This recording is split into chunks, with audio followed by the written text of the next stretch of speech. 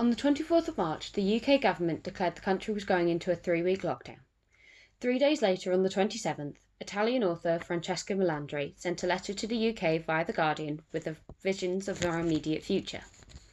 As part of my university work, I decided to write a response to this letter, and this is that.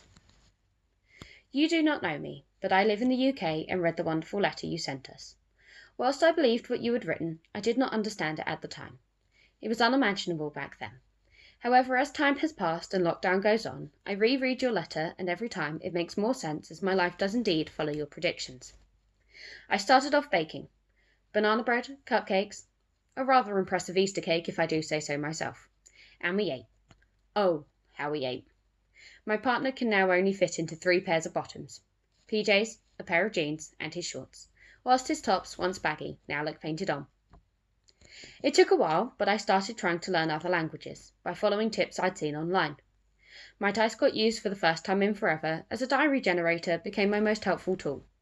It fell to the side after 2 days, but now I have the same short story in French and German. Friends who speak the languages better than me were able to translate what I had written and confirm that it was well done. I reread a series that I had been meaning to. It had been sitting on the shelf since we'd had the shelves.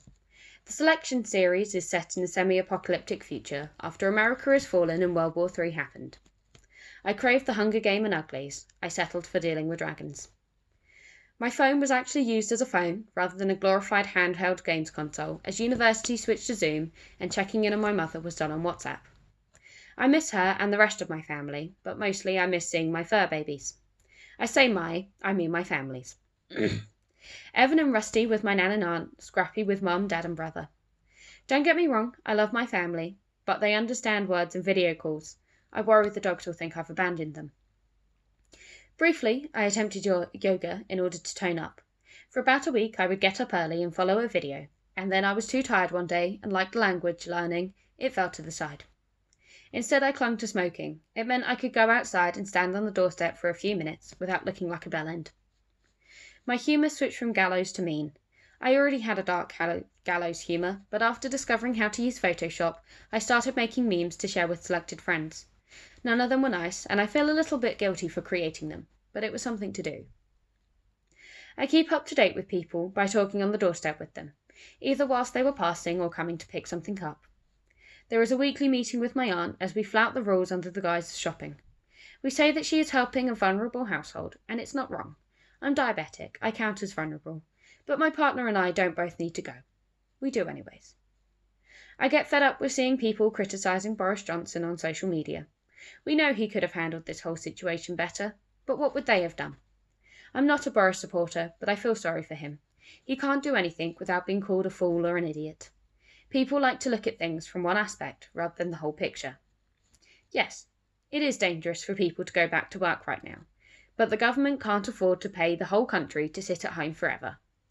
Everyone has an opinion on what should be done. Mine is, let the man be, and we'll learn how to do it better in case there's a next time. We do not sing here. Instead we clap, although it's a patchy affair. My family's streets see people out every week, but ours, no one seems to. We clap in our home if we remember. The only thing that has not happened in your letter is vowing to separate at the earliest possible opportunity. If anything, this whole situation has brought my partner and I closer together. We joked about if we could make it through lockdown with just each other for company, then we know we can survive anything. And we have. I wish he'd do the washing up more and remember to close the bin every time. And he wants me to stop leaving buttery knives on the side. We don't fight about it though, just irked reminders. We give each other space. 2 p.m. on the weekends is lad time. They play D&D and I don't interrupt that except to offer coffee and ciggies. Likewise, if I'm in the bedroom, he gives me peace, regardless of if I'm working or just taking some downtime with my phone. We already worked well together, but lockdown has tightened that bond, so now it's down pat. We do not plan to have conceived by the end of this, and even then, we couldn't if we wanted to. I'd need surgery to get my implant out, something that would not be possible except in an emergency in the current climate. I'm both relieved and saddened at our childless state. On the one hand, kids would drive me mental, but on the other, being able to give them a life education would be amazing. Something that I'm in awe of is the amount of parents who have stepped up, not only to help their kids academically, but also teaching them life skills and good habits for later life, because there is time to do so. I smoke, so I cough. Every time I do, I get scared. I'm also a type 1 diabetic. 25% of corona deaths here have been to do with complications from diabetes. If I get sick, it's straight to the hospital for me. I hate the hospital at the best of times, but not being able to see my loved ones or to hold my partner's hand, I think that would be what would really kill me. I worry about how we would even get help if I caught the virus. Everywhere goes, stay at home, we can't help you. But I'm vulnerable, so how does that work? You say about class and how lockdown will differ depending on it. You only need to look at the airlines to know the truth of this.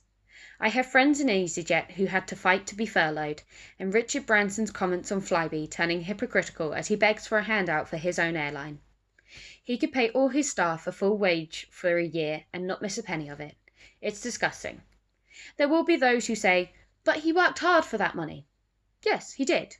But this is an unprecedented situation where everyone needs to come together, yet the rich are content to sit in their ivory towers while those who helped build those towers scrabble for scraps.